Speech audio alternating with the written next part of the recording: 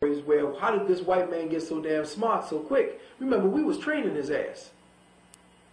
He didn't come into Kemet just to see the view as a tourist and then leave. He didn't come into Abu Simbel and to Timbuktu. These were his places where he nurtured. And remember, what he took with the information, he brought back to his savage emperors. And they took that to their scientists who weren't initiates and started to cultivate their own mentality. But yes, he is intelligent. Okay, all right. You're saying that the European was seated here from another... No, I didn't say that. All right, well, explain. I'm saying that he has help. Okay. That's all I'm going to say. All right, okay. Because if I take it any deeper, everybody, well, how do you prove? I'm just going to say he has help, because that's going to be a whole other tape of another 3 or 4 hours decoding that. Okay. But you see, he has help. And the one he's getting help for is the one that defeated us. Defeated us? When and where? Great War. You think that Kemet was a desert? Let me ask you a question. Does everybody believe that our civilization came up in a damn desert? No, I mean, but what did it look like? They say that it used to be green. Yes. How did it become a damn desert? But the weather... nah, bullshit. See, that's what I'm saying. The evidence is not being scientifically broken down through metaphysical lenses. It's being given and spoon-fed to people. And we are the most shallow of peoples. You know that there's a subterranean pyramid and stairs that lead damn near to the other side of Tibet and places from right under the pyramid? Do you know that there are levels and chambers deep below the pyramid that you know nothing about?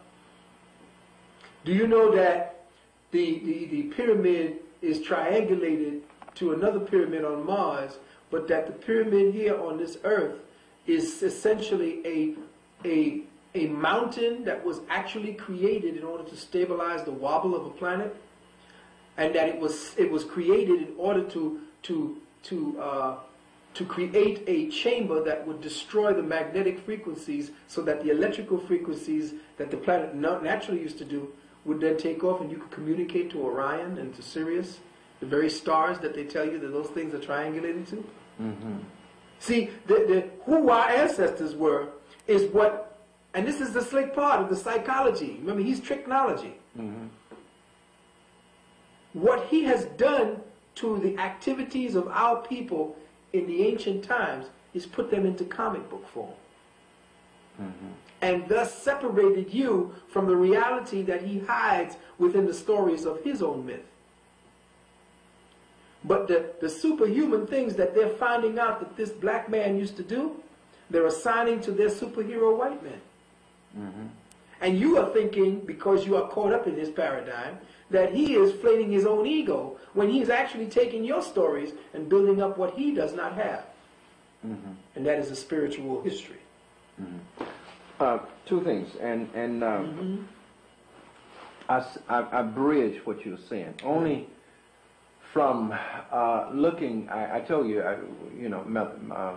Subonfo and Melodoma Some. Mm-hmm. Melodoma Some from Burkina Faso. Right. His book of Water and Spirit, mm-hmm. though he does not say exactly what you're saying, he talks about the rituals that they went through, and when he went through going from boyhood to manhood, one of the rituals, but he talks about the elders creating a door, an entry into another world, which you had to jump into, which as a boy going through this initiation, it was an initiation where all of the young men went through processes which brought them into different dimensions and other worlds, and that these things were real to them.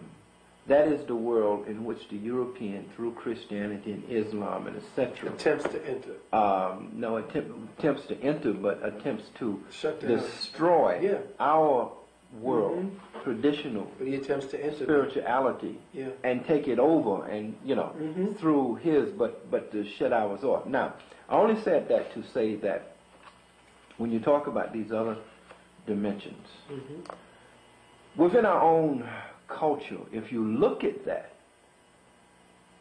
it was common, and this was all over Africa, through your initiations and your ceremonies, we went into other dimensions and into other worlds. What is it? Okay. All right, that's what I'm saying. Now let me ask you a question. What is initiation? An initiation, as described by him, is the death of one consciousness or the rebirth of another consciousness. Then what is it except the switching of attention? Correct. That's what this whole thing is about.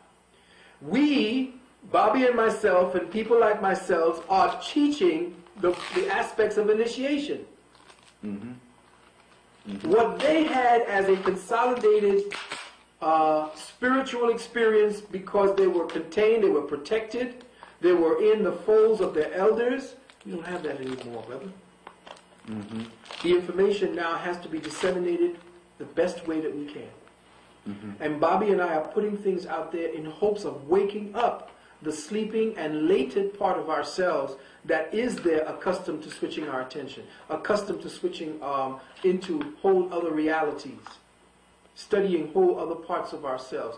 That's who we are, man. What is this initiation except to switch your attention? The attention was switched by creating a world that had nothing to do with this world. And that world was first seeded through all the things you did before you jumped. You see? Because you have to change the mind. You have to change the focus. You have to destroy what is tangible to you now in order to interface with what it is that you had perceived and cast into that doorway. See, what they didn't know, what you were being taught, is what was in that doorway was what they already put in there, not what was there waiting for them. Because then that would have been a preconception.